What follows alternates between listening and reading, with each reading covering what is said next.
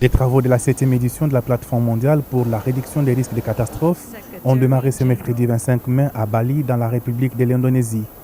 Au son d'un instrument en bambou, le président Joko Widodo et ses hôtes de marque ont lancé les travaux de 2 jours qui devront aboutir notamment à des fermes engagements des nations à considérer les risques de catastrophes dans leur politique.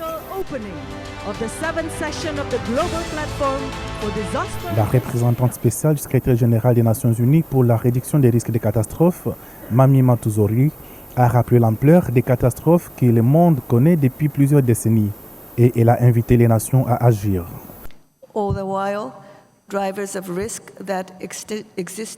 Le facteur des risques qui existaient avant la pandémie n'ont fait que se renforcer. Les changements climatiques, la dégradation de l'environnement et la croissance urbaine non planifiée se poursuivent sans relâche. Dans le même temps, la vulnérabilité humaine est à son plus haut niveau en raison de l'augmentation de la pauvreté, des inégalités et de l'érosion des droits de l'homme. Cela menace la réalisation des objectifs de développement et de tous les accords mondiaux pour un avenir résilient. L'Indonésie est parmi les pays qui subissent ardemment des graves catastrophes naturelles. Malgré ces menaces, le pays est parvenu à développer une résilience. Le pays a restauré 3,4 millions d'hectares de tourbières, réduit de 86% les risques de feux de brousse et d'ici à 2024, il envisage restaurer 600 000 hectares de ces mangroves.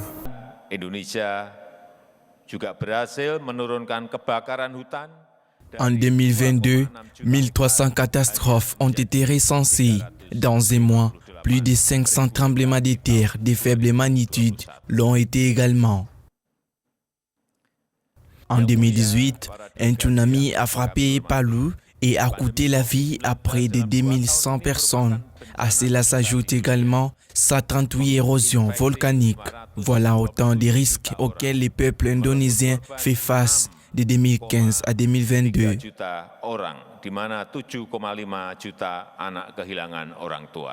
La plateforme mondiale 2022 est un moment idéal que les nations doivent saisir pour transformer leur façon de voir les risques de catastrophes et les gérer.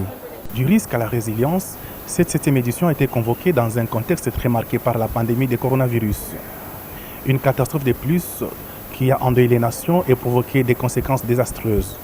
Malgré cette pandémie, les aléas et les risques de catastrophes n'ont pas cessé de menacer les efforts des nations à se reconstruire. Abdullah Shahid, président de la 116e session de l'Assemblée générale des Nations unies, a saisi l'occasion pour inviter les pays membres à réfléchir sur les meilleures pratiques en matière de gouvernance des risques de catastrophes. Comme je l'ai dit l'année dernière lors de l'événement climatique que j'ai convoqué en septembre, le secteur de l'assurance est un pouvoir vital et insuffisamment exploité et un partenaire, d'autant plus que le secteur est parfaitement conscient de l'augmentation des risques et risques systémiques en cascade. Nous devons faire plus pour engager le secteur au niveau mondial pour atteindre les niveaux de changement que nous souhaitons tout en réduisant les risques de catastrophes. Notons par ailleurs que lors de cette 7e édition, une évaluation à mi-parcours du cadre de Sendai sera faite pour relever les avancées et les défis et proposer de nouvelles perspectives pour l'atteinte des différentes cibles de cet instrument. Le potentiel touristique de la République démocratique du Congo est bel et bien réel, à la fois diversifié et remarquable. Confronté à des situations difficiles, ce grand pays d'Afrique centrale doit malgré tout actualiser sa politique et développer une stratégie touristique adaptée à ces contextes en promouvant les activités touristiques dans ces parcs d'attractions comme ici dans ce musée national. L'importance d'abord du musée national, c'est un lieu de conservation et du patrimoine culturel, un lieu d'éducation, un lieu de formation, un lieu d'information, un lieu de divertissement pour le peuple. Donc c'est ici que nous conservons notre patrimoine culturel afin de pouvoir le transmettre aux générations à venir. Il n'y avait jamais eu un musée réel à Kinshasa, donc ça c'est la première difficulté. Mais depuis que nous avons ces musées en 2019 jusqu'à aujourd'hui, il faut dire que les gens y viennent mais timidement. Des initiatives sont montées chaque année pour attirer l'attention des citoyens congolais en général et des Kinois en particulier à développer la culture du tourisme urbain.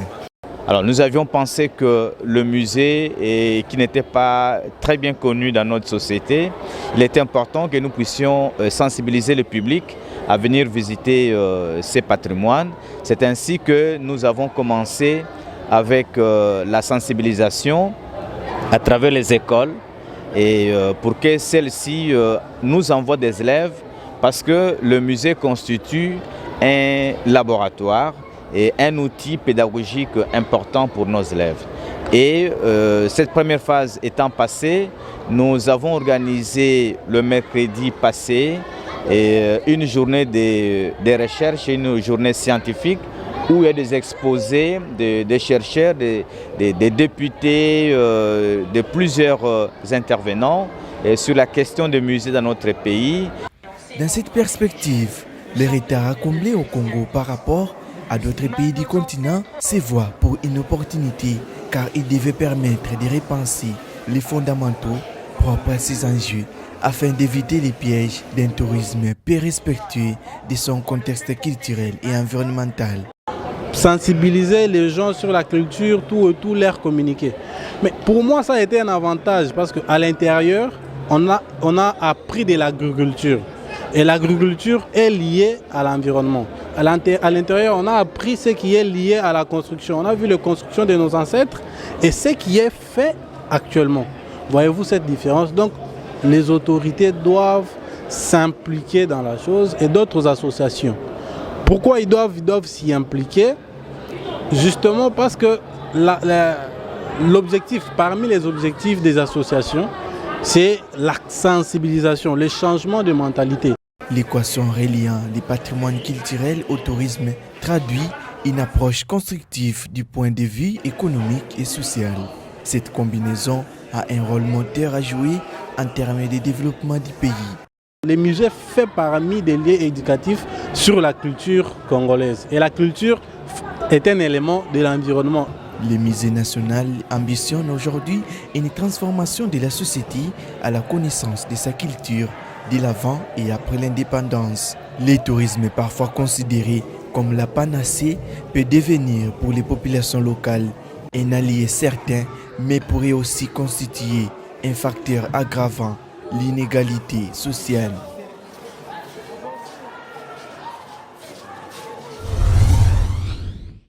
La République démocratique du Congo peut tirer profit de ses ressources naturelles dans le pétrole sans pour autant toucher aux aires protégées. C'est ce qu'a affirmé le ministre des Hydrocarbures Didier Boudimbu.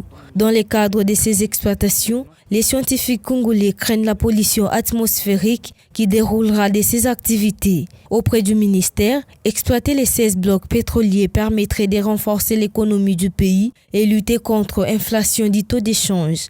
Les 16 blocs qui ont été sélectionnés, il n'y a aucun bloc qui se trouve dans des espaces protégés. Aucun. Alors que nous avons des potentiels énormes. Au niveau du parc de Virunga ou de la Salonga, on a des potentiels énormes, mais on n'a pas pris ça en compte. Parce que nous savons que le Congo, c'est la deuxième, la plus grande forêt, donc le deuxième poumon du monde. Et c'est même le poumon du monde, si on doit le dire. Nous le savons tous. Et la République démocratique du Congo, à travers son gouvernement, à travers son premier ministre Sama Lukonde, son excellence Sama Lukonde, on ne s'est pas permis de pouvoir prendre ces blocs-là. Nous avons pris des blocs qui sont hors des périmètres protégés.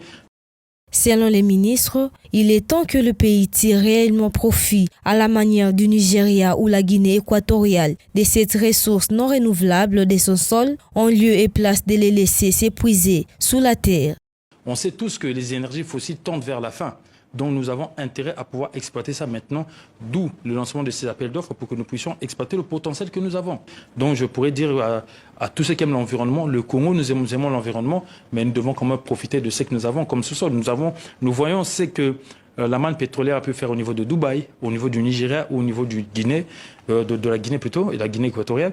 Donc nous voyons tout ce qui a pu arriver, tout ce que ça a pu donner à ces pays-là. Donc je pense que la République démocratique du Congo a le droit d'en bénéficier sans pour autant toucher aux aires protégées. Signalons que, dans le cadre des appels d'offres, la signature d'un accord entre la RDC et la République de la Zambie dans les secteurs des hydrocarbures en gestation permettra aux futurs opérateurs sélectionnés à mener en toute quiétude les analyses sur les lacs Tanganyika pour une possible exploitation du pétrole. La République démocratique du Congo est sujette aux catastrophes climatiques, en particulier les inondations, les glissements des terrains ou encore des éruptions volcaniques. La plus récente en date est celle de la ville de Goma où des milliers de personnes ont perdu leurs maisons, leurs moyens de subsistance et ont dû se mettre à l'abri. Ces événements climatiques fragilisent les populations et les environnementalistes attendent des résolutions de la conférence sur les catastrophes naturelles, des conditions d'adaptation aux conditions climatiques actuelles afin de réduire les dangers qui guettent la survie des communautés. Dans notre milieu de Kamina, le plus souvent, ce sont de pluies orageuses et des vents violents, pas aussi des pluies diluviennes entraînant des inondations qui interviennent souvent ici presque chaque année. On ne peut pas impliquer des personnes sans qu'ils sachent ce qu'ils doivent faire. Dans les pays, plus de 4760 personnes ont été touchées, certaines ont été accueillies par des communautés hôtes, d'autres se sont retrouvées à la rue. Pour répondre à cette situation critique, le comité de réponse aux exigences et des effets désastres a mis en place un projet de sensibilisation de la population sur les causes et les conséquences des catastrophes naturelles.